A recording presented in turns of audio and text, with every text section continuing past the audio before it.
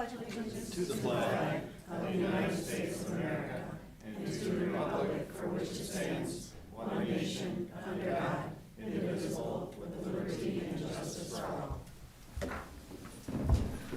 Welcome to our Monday, April 15th school board meeting. We will start with our agenda approval, deletions, additions. Dr. Varacco. Thank you. Do you have an agenda with a couple of revisions under Roman numeral 7A1 in addition to voting on a new school board member this evening? The board also wishes to vote on a replacement vice president of the board to take Dr. Medlin's place. That's 7A1. Also have some additional content under 7B2, Mrs. Castaneda's personnel recommendations.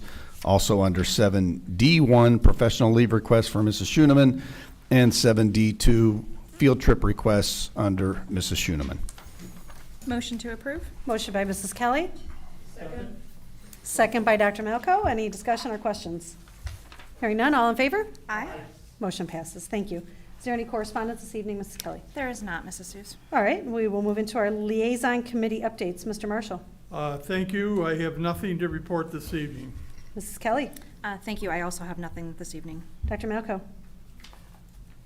Correct. For Lake Central Education Foundation, they're working, that group is always moving ahead, always trying to improve what they do. They're just an awesome group. They're diligently in the process of hiring someone to come into their organization and assist. So that's pretty much the top priority right now. Going on to legislative, I'm probably best not to talk about it. I get a little bit frustrated with some of the things I read. And with Dyer Parks, they are promoting their Dyer in Bloom. Dyer has always embraced Dyer in Bloom. That's always been their kind of their logo. They do a lot with flowers in the community. And it ties right along into their years and years old goal of striving higher in Dyer, because they plant all those beautiful free trees that they receive. They're making the parks ready for the summer and worrying about all the softball and baseball tournaments they're going to have to manage and handle. Other than that, that's it. Thank you, and I have nothing to report from my committees, so we'll move to our official school board business topics consent agenda. Dr. Varacco. Thank you again, Mrs. Seuss. Seek board approval for the minutes from our special board meeting April 2nd, our regular board meeting April 2nd, our executive session April 4th, and our other special board meeting on April 10th. Additionally, seek board approval for the claims, payroll, and extracurricular expenditures that you received in your packets last week. Move to approve.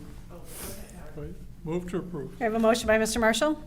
Second by Dr. Malco. Any questions or discussion? Hearing none, all in favor? Aye. Motion passes. We have no public comments regarding action items, so we'll go right into our official school board business topics, regular agenda. For my first item, I'd like Mrs. Talent to come forward, as well as Denise Snyder, our notary, who will swear Mrs. Talent in after a vote takes place.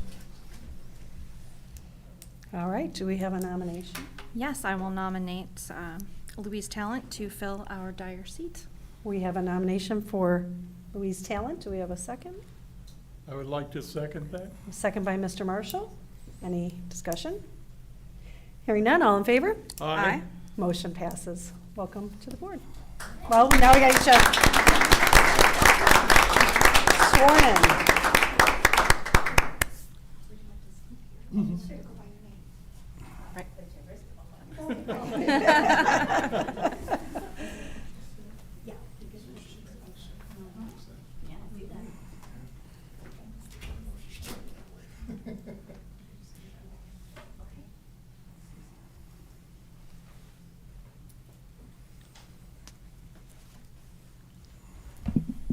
Can everybody hear me?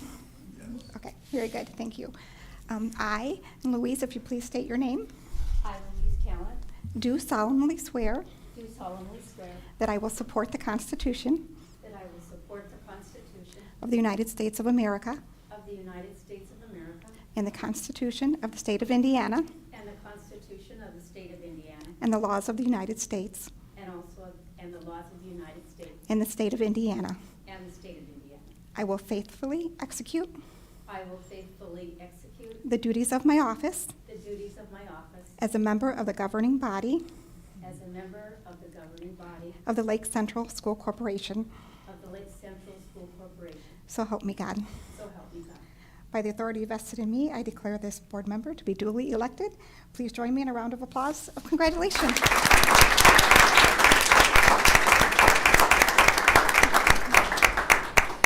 Thank you, everybody. Totally honored, humbled, and ready for a lot of work. Okay, so this is where the revision comes in to appoint someone to replace Dr. Madeline in the role of vice president for the remainder of this term, which ends December 31st of 2024. Do you have a nomination? I will nominate Janice Dr. Malkow to fulfill the role of Vice President of the Lake Central School Board. And I'd like to second that motion. All right. Any discussion? Hearing none, all in favor? Aye. Motion passes. Thank you. And for my next item, we have a special recognition tonight. I'd like to call Kathy Tucker forward, as well as Sue Schweitzer, I think. You too? Go ahead.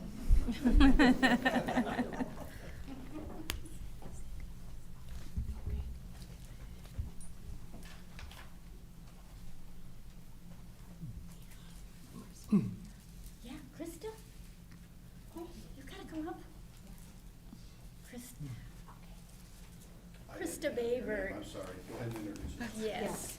Krista Baver, welcome. She is the Executive Director of the Indiana Association of Public Education Foundations, School Foundations. So we're delighted you came all the way up from Indianapolis today to, with this honor and certificate. If you all could speak into the microphone so our folks at home can hear. That's okay, you don't have to repeat it all, just Thank move you. forward.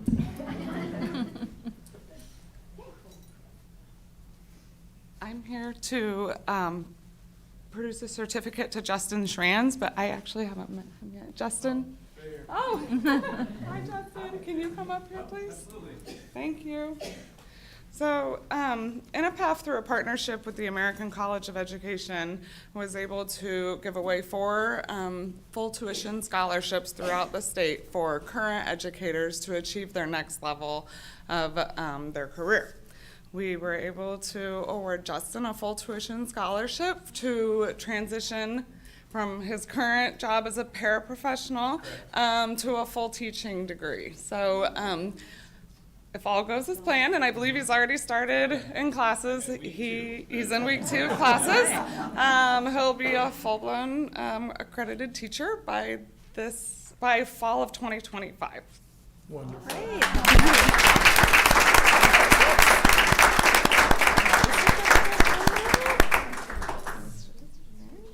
you so much. I cannot tell you how much I appreciate this opportunity.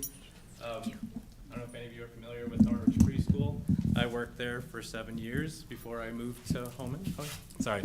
I worked at Thornridge Preschool in Dyer for 7 years with Director Cindy Thomas, and upon the closing of that school, I was so happy to be taken in by Mrs. Tucker to work as a paraprofessional at Holman Elementary, and this just feels like the natural next step in my progress to become a full-time educator. And I cannot say how appreciative I am of both the organization and the American College of Education for giving me this opportunity.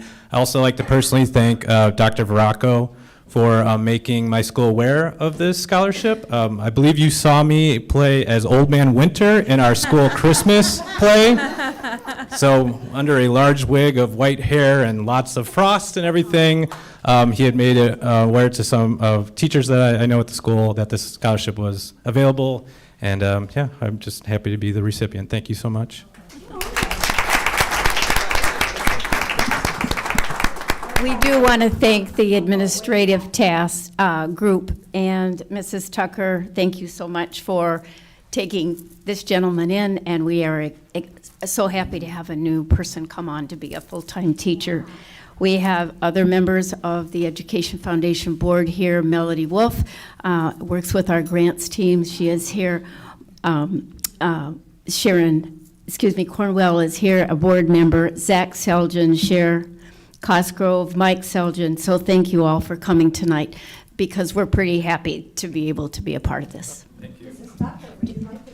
Just a couple words about, at Holman, he's known as Mr. Justin, and let me tell you, everyone at Holman knows who Mr. Justin is.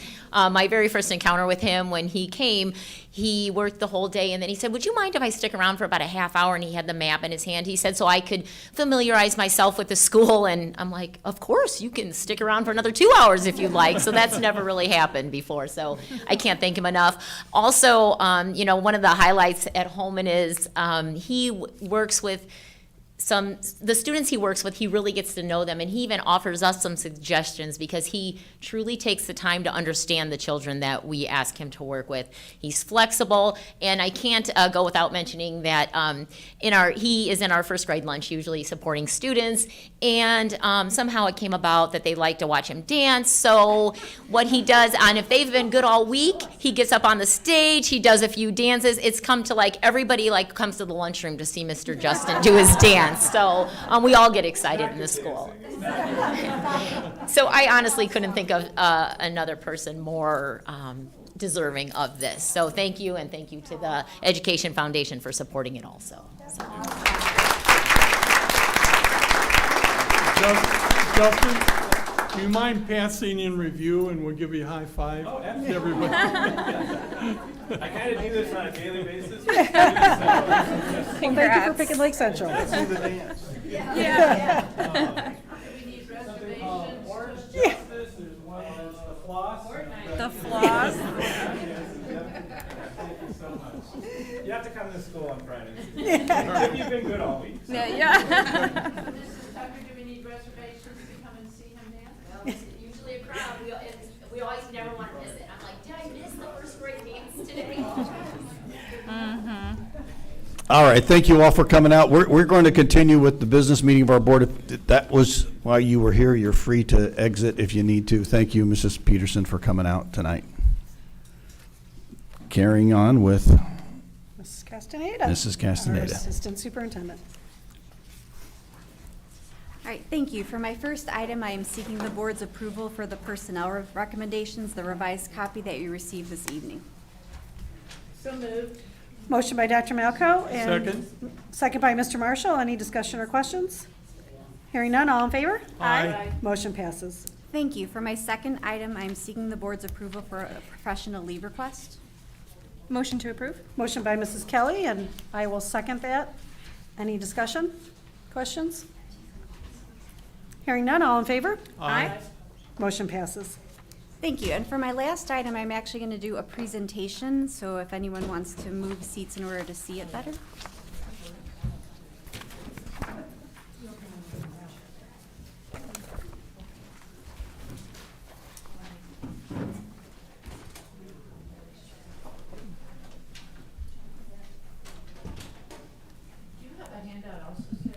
I do not, but I can send this to you electronically. So this evening, I'm going to be reviewing the State Board of Education proposed diploma changes. Basically, on March 27th, during our spring break, the State Board of Ed met, and at that time, the Department of Education proposed making some significant changes to the high school diploma. I'm going to go through what those changes are, and what I want you to note as you're looking at it is what stands out to you. Right now, they're accepting feedback from the field. Currently, with the initial proposal, then they're going to go back and do some revisions. And then in the summer, they're going to come out with a revised plan and get some more feedback at that time as well. I think as I go through the presentation, you'll see that while there are some positive changes, there also are quite a few that are concerning. And so we really need not just our teachers and counselors and administrators to weigh in, but our parents and community members as well. I think the other important thing to remember as I go through this is, even if while you're looking at it you feel some frustrations, I think the clear message has been sent that they are doing something with our diploma. So sending a blanket statement of, well, we don't want any of this to happen isn't going to suffice. We have to be very intentional and constructive with our feedback about the things that concern us the most, because they are going to make some sort of change to this. So the state is very much driven by this idea of transforming education. They feel that our diploma has become stagnant and has not been updated in quite some time. The concerning part of this is there really isn't a roadmap for this. There are no other states in the nation that have tried to make this significant of a change to their diploma. I'm definitely not afraid of being a leader in certain areas, but this feels like a place where maybe having some examples of paths that other people have gone down would be helpful.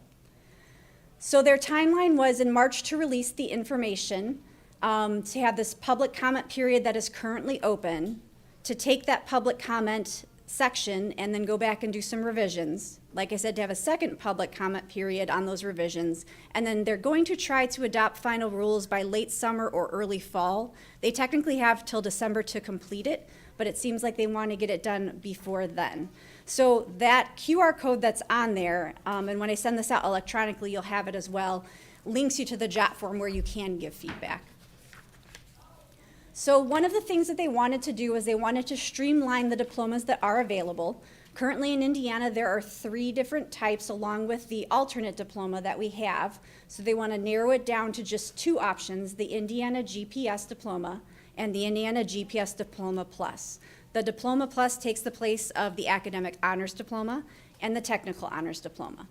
So again, the alternate diploma that is available for our students with special needs will still stay in place, but they really want to narrow down the other to just these 2 options. They're still going to align it to graduation pathways. So if you remember a few years ago, they went to this system where there was 3 boxes that students had to check off. The first was the diploma, those required Core 40 classes. The second was employability skills, demonstrating that through work-based learning, service-based learning, and then finally post-secondary ready competencies. And so that component of those 3 things stays in place, but it's box 1 or component 1 that's really getting changed with the new diploma. So in this new diploma, again, this looks very similar to the old Core 40, or I'm sorry, the old graduation pathways, but you'll see now instead of Core 40, it says Flex 40 in that first box. And I'll go through what all that entails. The other thing to notice is in the last box, component 3, the academic honors and technical honors diplomas, which is one way for them to check off that box, are gone. And we did have quite a few students who would use that to check off that box 3. So this is what the new first half of the diploma is going to look like. They're recommending that much of this be completed in grades 9 and 10. And you can see everything in gold are things that are going to have credits or courses tied to it. What is very different now are the blue boxes. Those are all competencies that they want students to be able to demonstrate, and they want them to be able to have documentation of demonstrating those competencies in addition to passing the classes. So the first part was academic mastery in English, math, and science. This is pretty similar to what we've always had. Students will have to take 4 credits or 2 years of language arts, math, and science. One thing that's different is previously they had really spelled out what those classes had to be, and they've gone away from that. Like it mentions English 9, doesn't say anything about English 10. It mentions Algebra 1, doesn't say anything about geometry. It has science credits, so you can assume biology would fall under life sciences, but it's much more vague. And you'll see a theme throughout these slides that there is a lot more flexibility. For some students, that flexibility definitely will be a benefit, but in other cases, it's going to cause some problems for the schools. The next component will be the career and post-secondary readiness area. They want all students to take preparing for college and careers. This is not a big lift for schools. That is a class that we can easily offer in high school. Any teacher can teach it, so it's not a staffing or a licensing issue. You could even offer it in the middle school if you wish, though in our current model, we really don't have room for it at the middle school. If you look off to the side, you can see those 4 blue boxes, and that's where things start to get a little problematic. So students in the new proposed model have to demonstrate 3 of those 4 competencies. There's a career aptitude test, job shadowing or a skills boot camp, attend at least 1 college or job fair, and a dual credit course. When I look at that as someone who's worked in the schools, we can have all kids take a career aptitude test to show them what jobs they might demonstrate a tendency towards. we can have all kids attend a college or a job fair because we already have those set up at Lake Central High School. But we don't have some massive job shadowing program, we don't have a massive skills boot camp program, and not all of our kids can take and pass a dual credit course. So again, when you're giving feedback, if you choose to give feedback, those competencies are an area where I think we need to weigh in on, does it need to be 2 of 4, or are there other options we can have that schools might have a better chance of having all of their students be able to meet? For communication and collaboration, they're going to go back and basically count those credits in English for this area as well. And then they want a verification of 4 competencies showing they have communication and collaboration skills, which is not a bad thing in any way, shape, or form. However, they haven't been very clear on what meets this. They've given some suggestions. 3 can be verified through coursework. Well, what does that coursework look like? Is it a speech? Is it a paper? Without clear guidelines on that, it's a little concerning for schools to figure out exactly how we're going to be measured there and how to coach students in that regard. They also want one to be verified externally. And so they gave some examples of being part of the Boy or Girl Scouts, being part of a youth group organization, volunteering for a community group, having a student-run enterprise. And we definitely have students in our corporation doing that, but not the 700 plus that are typically in a graduating cohort. So that is going to be a lift for some students and some families. So again, if you choose to give feedback, that's something to probably weigh in on. The next one is work ethic. They want 2 credits in what is now considered work ethic. These can be satisfied by physical education classes, by a health class, or by doing co or extracurriculars. And that's flexibility that's been in place for quite some time. So that's not a big change for us. But then students have to demonstrate 3 of the 6 competencies you see listed off on the side in blue. 94% attendance. I wish we had 94% student attendance. But they also don't specify, is that over 4 years? Is that over 1 year? Is it just over grades 9 and 10, since that's the area they put this in? They want marked improved attendance, but they didn't give us any description of what all that entails. A possibility is 2 seasons of a co-curricular, which I actually don't mind, but I also would want it to say co and extracurricular, because co-curricular really deals with like band and choir and things that they take as a class. A 3.0 GPA at the end of the grade 10 year, which is phenomenal, but again, not all of our students will do that. Some of our students, when they first start high school, it's an adjustment. And so a 3.0 just isn't possible in those early years. An external paid job, which we do have a lot of our students participating in, but not all of them. And then another option is 1 external verification, but they don't really elaborate how. So when I see that all of our students will have to have 3 of those 6 checked off, I'm worried because I really don't understand a lot of them or necessarily think that all of our students can obtain them. The next area is civic, financial, and digital literacy. And some of these we've had in place before. They want all students to take US history. They want all students to take government. They really have cut out world history and world geography, though. They want all students to take personal finance, which I'm all for because financial literacy is an area where Indiana struggles as a state and is typically ranked kind of low. And then they want computer science. Computer science would be a huge lift for Lake Central because although we offer a wide variety of computer science classes at the high school, not every student takes it. So if every student had to take it, that would be a big lift for us. They have said that you can do this in middle school. However, right now in middle school, we offer the DCT classes, which students take every single year they're in middle school for a semester. We don't know what course it has to be for that computer science class, and when they're talking about implementing this, they want this done for the current 7th graders, which would be the class of 2029.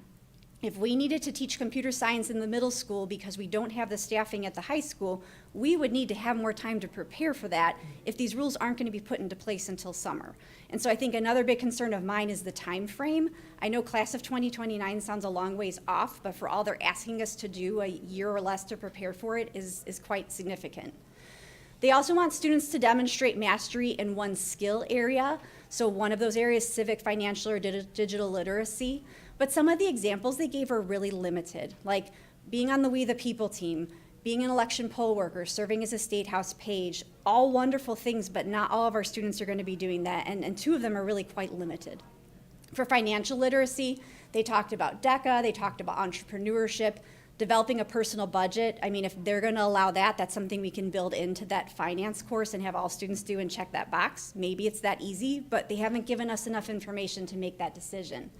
And for digital literacy, they listed some things like the robotics team and computer science. Again, wonderful, and we definitely have students participating in that, but not all of our kids in a 700-plus cohort are doing that. So that's the breakdown of the first 20. And then what they want students to do in their 11th and 12th grade year is do a Flex 40. And this is where there's a lot more changes from the old Core 40 diploma, because there used to be quite a few more classes that were spelled out for them in the upper grade levels, and they're really moving away from that. So for students in grades 11 and 12, they do still want them to do an additional year in math, which is same as what we've had before, and then they want them to do 2 more years in English. So that part is status quo, but there are no more requirements for science. There are no more requirements for social studies. They also have carved out what used to be called the direct elective classes, where students had to take 5 credits from either world language, fine arts, or CTE. And so having that flexibility is wonderful, but it also is going to make staffing very difficult for high schools to guess what all students are going to choose to do in their time here, whereas before, because of those more spelled out areas where they're asking kids to experiment in those fields to see if anything they're interested in, we can't really prepare for it as well. The other thing that's concerning is if you look at the second column of bullet points, they're actually giving students additional points for certain things like work-based learning, dual credit, AP, getting a high score on the SAT or ACT. That's going to allow students to meet those 40 credits quite a bit earlier. And we always have early graduates in our system. For some students, they're just ready to move on to something beyond high school, and that's fine. But some students really will be in a position to leave high school quite early, and sometimes age-wise, that causes me pause as an educator. So this is the old Core 40, so just to kind of go back through this, in language arts, they still have to get those 8 credits. It only specifies English 9 out of that. We probably would still keep the format of English 10, 11, and then some choices the senior year. For math, the only required class that they have to take out of those 6 credits will be Algebra 1. I think we can anticipate a decrease in geometry, which again is typically something that we had staffed for in the past. In science, they're only required 2 years now instead of 3, and there's no requirement for any specific classes. For social studies, they are no longer required to take economics, and also no world perspective of geography or history. Those directed electives are gone, and then there's only 2 credits required now for PE and health, which would be a change because at Lake Central we have PE and pool that are required in addition to health. So it is quite a big shift from what we were used to. The other diploma that's being offered is the Indiana GPS Diploma Plus. So the first component is the same Flex 40 that we went through.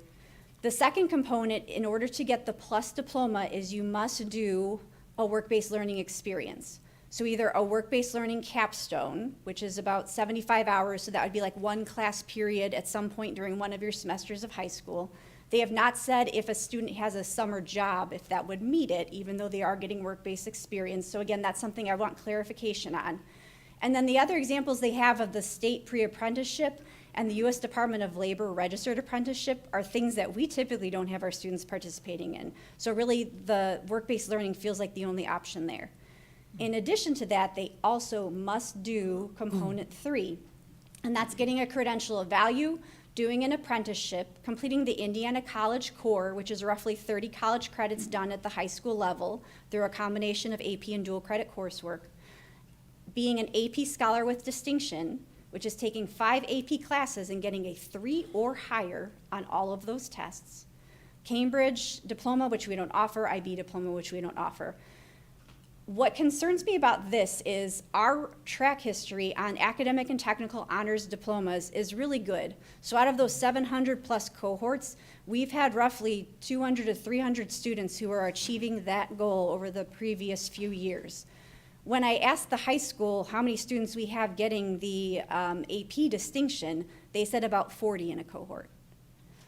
With the Indiana College Core, we can definitely put that in place, but that'll take up a hefty part of a student's schedule.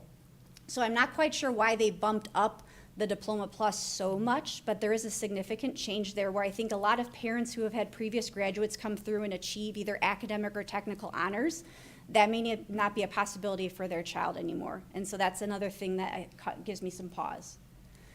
So again, these are my questions and concerns, and if other people have different questions and concerns, I do encourage everyone to please reach out through that JOT form. But how will we track all of the competencies? You know, we're used to tracking credits. We have that down pat. But it almost feels like they're putting us on a point system. And not only is that going to be challenging for counselors, but that's going to be really difficult for students and parents. I think in the State Board of Ed presentation, they said that their goal was to make things easier for parents and students to track. When I look at this, that's not what I feel. It's going to be much harder.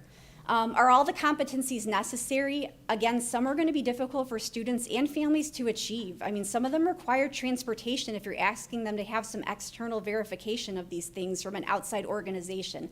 And not all families have that ability to do that.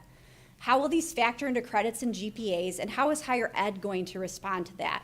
They claim that some of the Indiana colleges and universities have had a seat at the table, but I have yet to see how IU and Purdue and some of the state institutions that a lot of our students attend are going to respond to this. I also have absolutely no clue how the out-of-state institutions that our students attend for college are going to react to this new diploma either. And then that can impact scholarship opportunities. If there's GPA requirements in those, if academic or technical honors used to be a factor in that for getting those types of diplomas, all that changes. So we've really moved the needle on our kids and on our families. And then how will we staff for this? Some other questions and concerns that I have is, why is there a move away from global perspectives? Again, there's no longer really any push for students to take a foreign language. There's no world history or geography. Mamie, as a former social studies teacher, that's just near and dear to my heart, but it concerns me. How is the GPS, or why has the GPS diploma become so unattainable, which I just went through? Why the quick timeline? I know, again, hearing class of 2029, you feel that as far away, but they will be starting high school, not the beginning of this coming school year, but the beginning of the following one. So again, if we need to offer a class at the middle school, we have no time to prepare for that. I kind of also feel that this is really pushing students to narrow down early on what they want to do for the rest of their life. A requirement of this would be that all 8th graders have to do a plan of what they want to pursue and then base their high school schedule around it. You know, the whole vision for high school was that students got to try new classes that might interest them, and in doing so, figure out what they might be interested in doing after high school. And I feel like this is taking a little bit of that away from them. I'm not sure what the rush is to have students participate in this. And then there are some groups of students who are going to struggle to meet these new requirements. So what can we do to make this plan more accessible to them? So that's a brief summary of what the state rolled out while we were all in spring break, and we've been reeling a bit ever since. But again, I would highly encourage everyone who is here and who is watching to weigh in on this, because I think it's really important that we give specific feedback on what gives us concerns with this plan before they move forward with it. Any questions? Did you go forward to us then the PowerPoint? Yes. The PowerPoint from the State Board of Ed was quite a bit lengthier. I tried to pick the slides that narrowed it down a bit more. Right.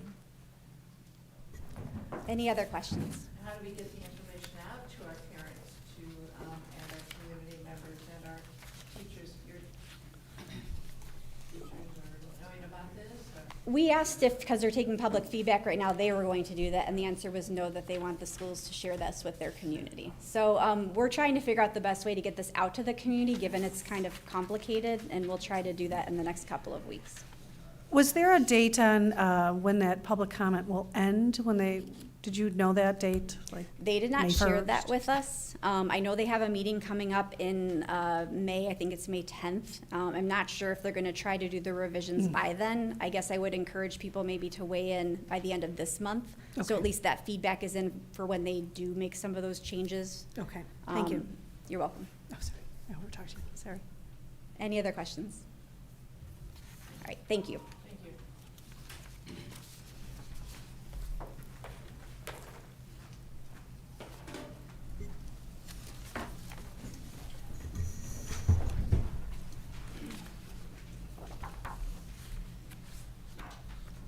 And now we'll move on to our Director of Primary Education, Dr. Bracy. Good evening. For my first item, I am seeking your approval for the professional leave request in your packets. So moved. Motion by Dr. Malco, Second? second by Mrs. Kelly. Any discussion or questions? Hearing none, all in favor? Aye. Motion passes. Thank you. For my next item, I am seeking your approval for the field trip request in your packets. Motion to approve? Motion by Mrs. Kelly, and Second. Mr. Marshall will second that. Any discussion or questions? Hearing none, all in favor? Aye. Motion passes. Thank you.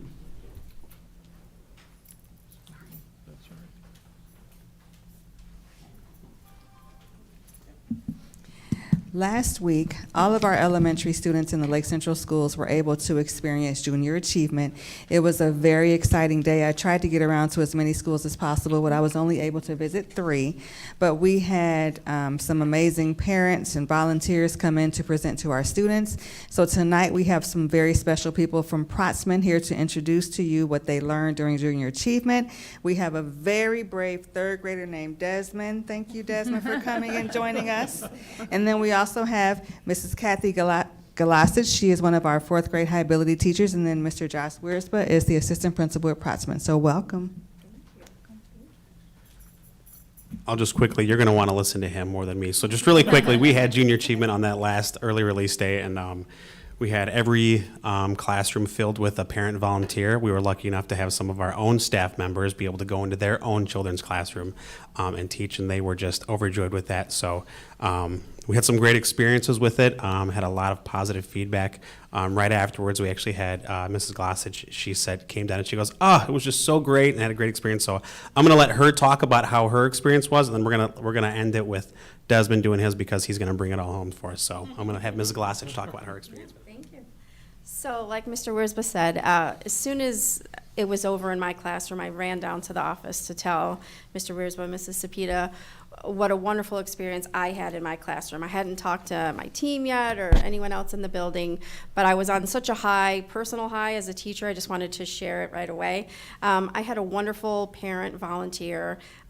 This parent was so organized and super open to suggestions from me, and so she reviewed her packet, which, you know, when you do junior achievement, it comes in kits that are all, you know, done for you. So you just really have to just open it up and it's right there ready. She was a little overwhelmed, and so her and I got together the week prior before her scheduled day, and we just kind of laid everything out on my classroom table, and I kind of said, well, we don't have time for this, but let's make time for that. And so we worked our way through the things that we had wanted to do with the students. That morning she came in, she was just super excited to be there. Her daughter in my class was super excited to have her mom there, which was really cool for her to see her mom. And she has a big job, by the way. Her mom works for Boeing, and so she has a big job. But it was amazing. The students were super engaged. They talked about all the attributes and all the qualities to be an entrepreneur, and it opened up and lent itself for great conversations. And someone said, well, my mom makes her own jewelry and she sells it, and I didn't know she owned her own business. And we were like, that's what she does. So it was amazing to kind of see the light bulbs come on. And I was, kind of impressed with my mom volunteer and what she does for a living and balances kids and does her whole thing. And it was all about finance, and it was all about investing, and it was wonderful. So I had a great time. My students had a great time. It was the best few hours, that we could have had. So I hope it continues, because it was a wonderful opportunity, and I enjoyed it, and they did. So thank you. Thank you. And one thing that the parents that I really, they enjoyed is they go, man, how do these teachers do this day in and day out? And I was like, yeah. I said, that's what happens. I said, when I sent out my email, and I said, make sure you bring a water bottle, because they talk about 15,000 words a day. So you're going to be talking the entire time, so make sure you have that water bottle, because you're going to get thirsty. So this is Desmond. I got an email from his teacher, Mrs. Fisher, and his mom is here as well, and she was one of our volunteers as well. So she taught in Miss Fisher's class for us. And she sent an email to Mrs. Fisher just saying, I gotta tell you about what happened at the park, what they were doing, and it was just a wonderful experience. And I said, you know what, who better to talk about junior achievement than the one who it affected the most? So this is Desmond, and he's gonna go ahead and talk with him. So yeah, I'm gonna hold this right by you so you can. I'll hold it for you. My name is Desmond. I am in 3rd grade at Protsman. Last weekend, I got to participate in the Junior Achievement Program. It was so much fun. I loved that my mom got to come teach. I learned about money and credit cards and how to make a check. My favorite part was when we got in groups and had to make our own business. We made a restaurant called called Around the World. Everyone had a different role.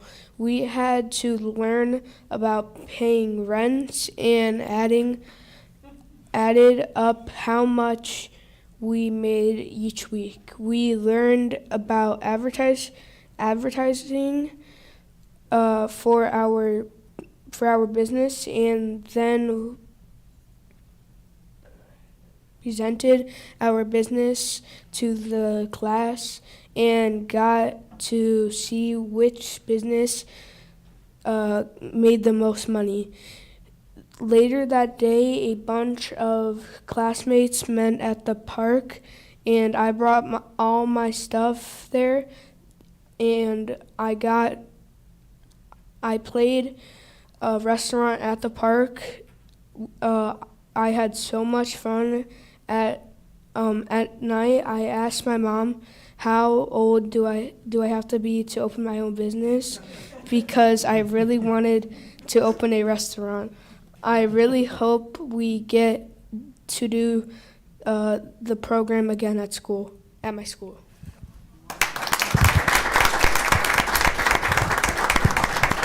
Do you want to introduce your mom? Bring it. Yeah, he can introduce you. Go ahead, introduce your mom. You have to do it. You introduce your mom. This is my mom. And she helped us during the Junior Achievement Program, and yeah. Great job. Good job. Tanya Wojciechowski, ladies and gentlemen. Thank you. Any questions? Thank you. It was wonderful. Actually, I do. I'm just sitting here going, no, but I do.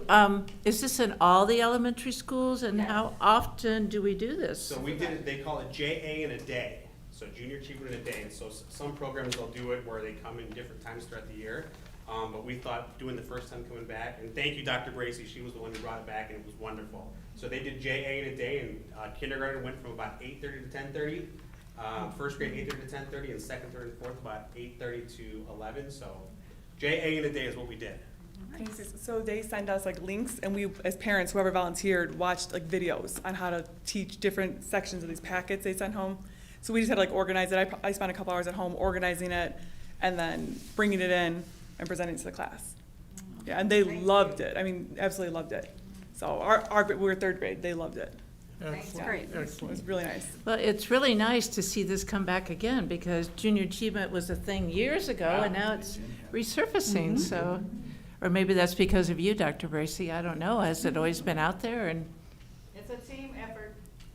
Dr. Bracy brought it back, yeah, she can. Okay, all right. Yeah, she was. Okay. Very nice, thanks. Well, thank you. Well,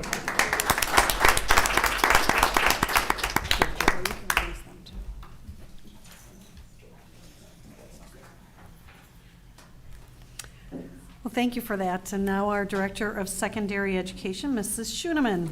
Thank you. For my first item, I'm seeking the board's approval for the revised professional leave requests included in your board packet. Motion to approve? Motion by Mrs. Kelly, Second? second by Mr. Marshall. Any discussion or questions? Hearing none, all in favor? Aye. Motion passes. Thank you. And for my second item, I'm seeking the board's approval for the revised field trip requests also included in your packet. Motion by Dr. Malco, Second. Go ahead. second by Mrs. Kelly. Any question or discussion? Hearing none, all in favor? Aye. Motion passes. Thank you. And then next, I'd like to provide a brief summary of some of our early release work at the secondary level. Over the past 3 months, we've had the opportunity to partner with Franklin Reed and Milton Reed, consultants who have provided our staff with professional development in conscious decision-making. These sessions took staff through various exercises, collaborative exercises that help them become aware of how our backgrounds impact our perceptions. And essentially, we all see the world through our own contact lens based on our experiences and our lives thus far.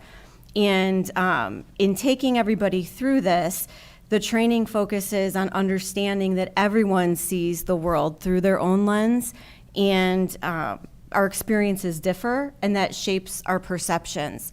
And so coming together in a way to have understanding is as simple as listening, but really hearing each other, asking the important questions, pausing, and really just taking all of those things into consideration. And, you know, part of what we worked on, and this is at all 3 middle schools and then at the high school too, is to kind of disarm the discomfort in, you know, tough conversations or easy conversations. I mean, really anything, but sometimes there's a level of discomfort that can stop us from really hearing each other.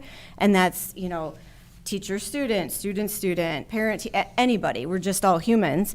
And when we can disarm that discomfort and understand each other's perceptions and where we're coming from, we can walk away with a stronger connection and move forward together, even in times of disagreement.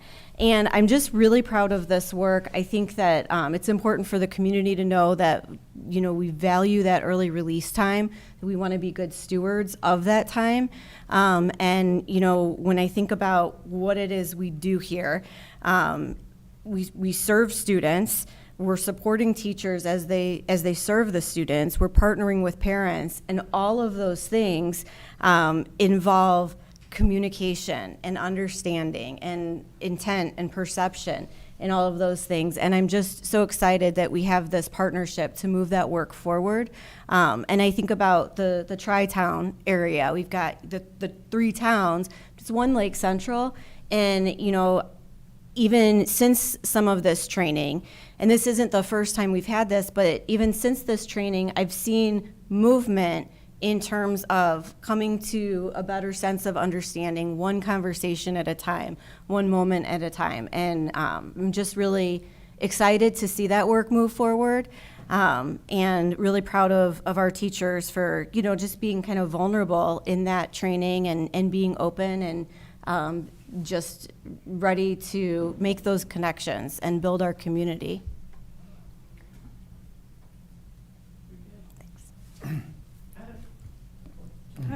Yes.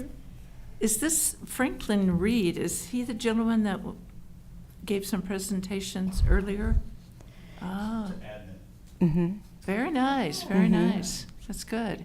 And who's the person that was with Franklin Reed? Milton Reed is his colleague. They are not related. They have the same last name, but so they were able to kind of partner together and then split up. So at the high school, they were able to have 2 sessions, about 60 people per session. We've got 1 group left at the high school that we need to bring Franklin or Milton back for, because they prefer smaller groups so that there can be really good conversation and collaboration, and there's a level of comfort you want to have, you know, in talking through some of those things and even practicing. Did you, as administrators, go through the training? So before I came on board, Sarah had brought Franklin Reed in for the administrators. Okay. So yeah, most of our administrators have had that. I have not ever experienced him, so I sat in at the Clark Middle School session and was able to collaborate with some of the people there, and it was fantastic. It was excellent.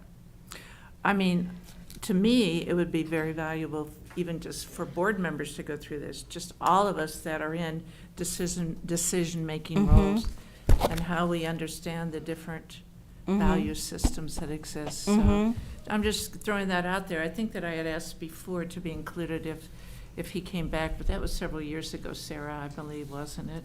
Yeah. So if he comes back, I would like to be included. I'm sure others might want to also. Well, I'm glad. Yeah, I've only heard positives about Franklin, so glad to hear that you're still utilizing him. All right, so Mrs. Gormley, you have nothing on your board packet today, so we'll go right to our Director of Facilities, Mr. Ledger. Thank you, Mrs. Suze. I just have an update and then one action item tonight. On the Bibbage project, we have pretty much finished all the demolition in the cafeteria area. We have finished all the underground electric and plumbing in the cafeteria, as well as the existing classrooms 1, 2, and 3, where the new student bathrooms are going. We've passed all the inspections from the town. We started pouring those concrete patches back today. We'll finish that tomorrow. We're running all the overhead electric and duct and plumbing, and ductwork got delivered today for the cafeteria. We'll start framing the bathrooms in the existing rooms 1, 2, and 3 here at the end of the week. We are taking delivery of the walk-in cooler for the new kitchen on Wednesday, so we're progressing pretty well there on all the inside. We've also started last week, we started prepping for sidewalks and curbs. We'll start pouring those next week. And then we're doing a little bit up in the mezzanine. We're pretty much ahead of schedule there for getting prepared for the big summer push on the inside of the existing building. Any questions? So we're allowed to make an arrangement to tour with you? There's really nothing to see. Well, there's that new cafeteria? It's all torn up right now. I'd rather get that a little cleaned up. That's right, they're having lunch in the Yeah, classrooms. yeah, they have been since the week before spring break. No, the cafeteria, we won't be done with the cafeteria till July. Okay, thank you. The freshman center update, since spring break, we did, as I said, we loaded all the roof and set all the rooftop units on the roof.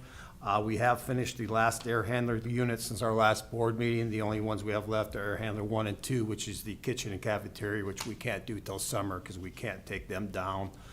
And then we're doing some back of house work here now until summer, but that's, we've done all we can do here until summer. So we did get a lot done, and I want to thank the high school principals. They really helped us out, let us kind of work behind the scenes, and it really helped us with the schedule. My last item is to seek your approval to award and execute change order number 2 to Sweeney Electric for the Bibish project for bid package 11 for $1,799. This is when we took over the cafeteria over spring break. We basically had to shut down the receiving door, so we moved the doorbell for Adventure Club to door B, and we had to run some electric because we had to get a new washer and dryer in a janitor's closet. So because they were doing that in the receiving areas, we had to relocate the electric for that as well. And this will come out of the project contingency. Move to approve. Motion by Mr. Marshall, Second? second by Dr. Malco. Any questions or discussion? Hearing none, all in favor? Aye. Motion passes. Thank you. Thank you. And our Director of Business Services, Mr. James. Thank you, Mrs. Seuss. My first item is to seek your approval for the donations that were included in your board packet. So moved. Motion by Dr. Malco. Second. Second by Mrs. Kelly. Any questions? I just wanted to make a comment. I hopped on that right away because, first of all, I think it's so important to recognize these donations. But what of special interest to me was that Coling Elementary made a donation to the Community Help Network, which provides the buddy bags for our students that are in need.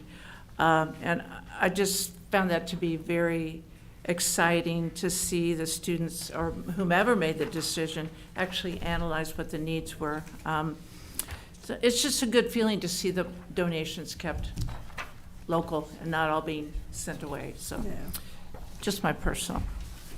All right, all in favor? Aye. Motion passes. Thank you. My second item is to give the board our quarterly financial report now that we have finished the third quarter of this fiscal year. So at your stations, I have included 2 spreadsheets that you are familiar with. First, we'll talk about our education fund. So if you look at the top left sheet, the one that says fiscal year 24 cash flow education fund. So this is reflective of July of 23 through June of 24. If you look on the very top row, you will see that this reflects actual activity through March 31st with our estimated revenue and expenditures through the next 3 months after that.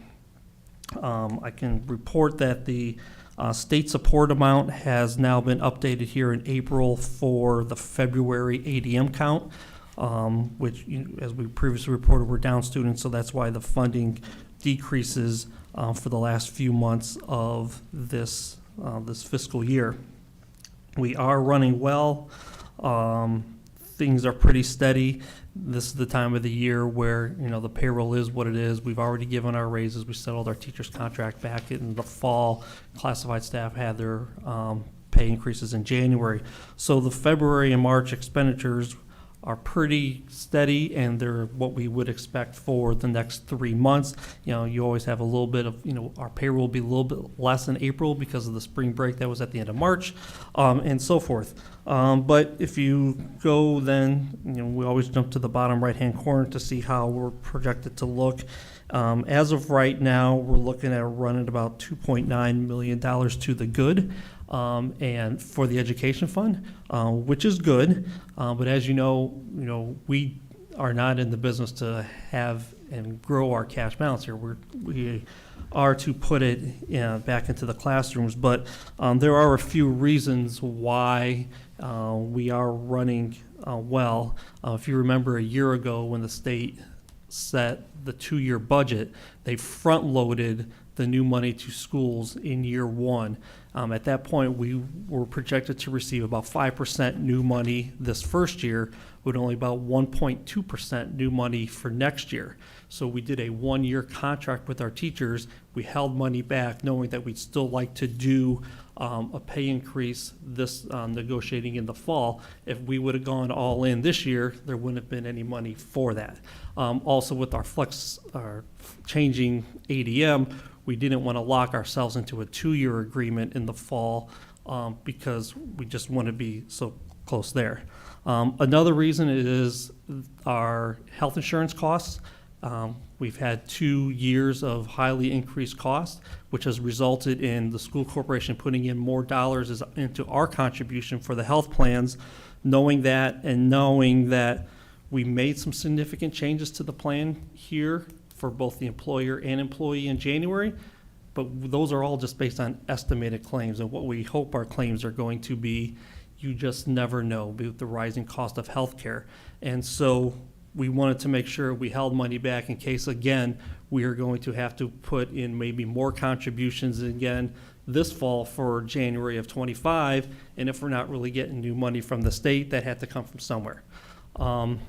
That 1.2% was an estimate, but also remember, we still have, 800 kids graduating, approximately, hopefully, at least 600 kids coming as kindergartners.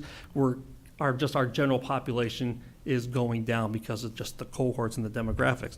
So there is a chance that we may even have less revenue next school year because of the ADM amount. We don't know that. That's why we just take it one step at a time. And then finally, curricular materials, our textbooks, the classroom items that our teachers use. We have always had a separate textbook rental fund. Now, as you know, this school year, we no longer pass those costs on to parents, which was great for all of our parents. And then, as you know, in this year's budget, the state did not have a big enough allocation to fully reimburse schools for all their curricular costs. So us and everyone else were short, and where's that money got to come from? Well, it's going to come from here. There was a bill this past session. I think it was House Enrolled Act 1260, but I'm not specific on that. In essence, the bill passed, and what's going to happen come January of 25, that textbook rental fund is going away, and all of our all of our curriculum expenditures, textbooks, novels, science kits, food for the classrooms, those are all going to come out of this fund. So we will be transitioning there. So come August and September, when I do that budget presentation, you're going to see that our expenditures in this fund are going to go up, because now in 25, all that material is going to run through this fund. Now, theoretically, we're going to get additional revenue from the state to offset that, maybe not 100%, but we will see increases. So because of the health insurance and the curricular materials, we see this coming, which is why we had to be a little more conservative in our spending this year, and then we'll see how we go. We'll see what ADM is come September. We'll see how that funding formula plays out for us. And then the curricular materials piece is another one that we're really keeping an eye on. And I know I'm going off on a tangent here, but the other thing about the curriculum materials is, you have certain adoptions in certain years. 1 year science, 1 year's math. Well, they're not all consistently the same. You have some curriculum areas that are much more costly. We have reading, for example, was not this year, but we're going to have a lot of reading expenditures because of the science of reading. So that's on top of the regular adoption. So in my world, we like to have things as steady as possible from 1 year to the next, but it could be an off year with the textbook piece. And so 1 year might be really high, 1 year might be really low. So it's going to be a little bit tricky, but we'll figure it out because that's what we do. So before I move on to the next sheet, any questions on our education fund for how we're operating here this fiscal year? Okay. And then quickly, now funding has changed since 2019, where we're moving some monies between the education fund and the operations fund to help support those expenditures. So this sheet takes into consideration not only our ed fund, our operations fund, but our operation referendum fund, which we are thankful for, so taxpayers for, and also our rainy day fund. Once again, this is just a combination of all four of those. And if we go straight to the bottom right-hand corner again, this year we are currently on track to be about $6.5 million to the good for all those exact same reasons that not only did I mention for the ed fund, but as you recall, we started to move some of our operating fund expenditures to the GO bond that we did last year.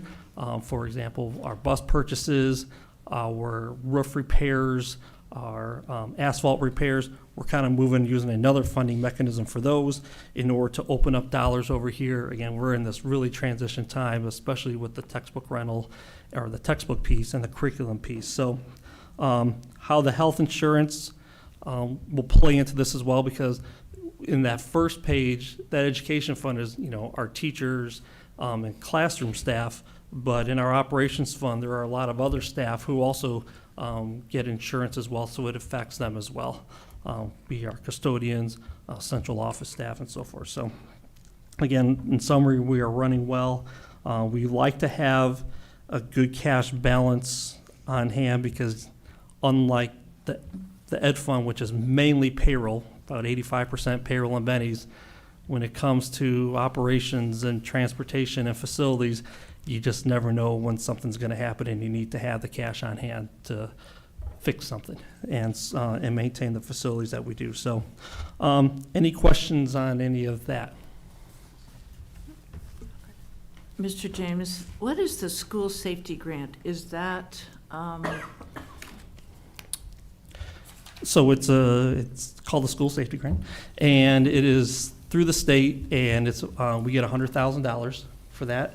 One of our high school principals kind of oversees it, and we use that monies to offset part of the cost of our SROs. part of the cost of the SROs? Because I see SROs. It is a match. Okay. Right. Somewhere else, I thought. And the propane grant? So at one point, we applied for and got grants through the state to help offset the cost of the propane buses. They were about $10,000 more expensive than a traditional gasoline diesel bus, but a lot more fuel efficient, a lot of positivities on the propane piece. So that grant covered those additional costs for the propane buses. You have to apply for it every year. I don't think they've offered it the last year or two. Then we got there was this big Volkswagen VW lawsuit years ago with emissions, and lots of money was set aside for that. While we were able to get a VW grant for the same type of purpose of having more energy efficient vehicles on the road as well.